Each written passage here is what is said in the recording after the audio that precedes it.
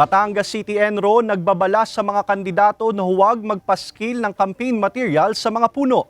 Ang detalye sa report ni Paul Hernandez.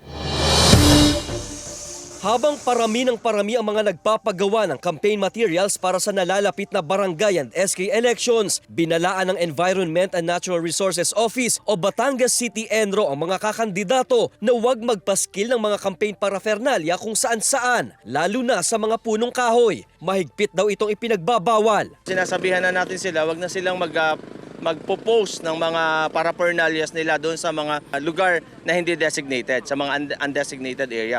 Ayon sa otoridad, pinapasok ng fungi ang puno na tinatadtad ng pako ang katawan nito. Ang resulta, madaling mabulok ang loob nito na kalaunay namamatay. Hindi raw mangingiming tanggalin ng mga tauhan ng City Enro ang mga campaign posters na nakadikit sa mga puno. Huwag na raw magdikit dito para hindi masayang ang ginastos para rito. Meron tayong penalty pagdating diyan sa mga especially sa puno. Oo, ang penalty natin diyan kapag nakita siya is 500, sa una 1,500. Baka maaari pa itong maging sanhi para sa kanilang disqualification.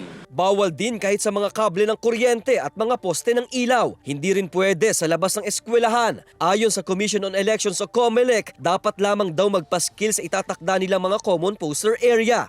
Magsisimula ang araw ng pangangampanya sa October 19 hanggang 28. Kasama si Buhay Adante Jr., Paul Hernandez.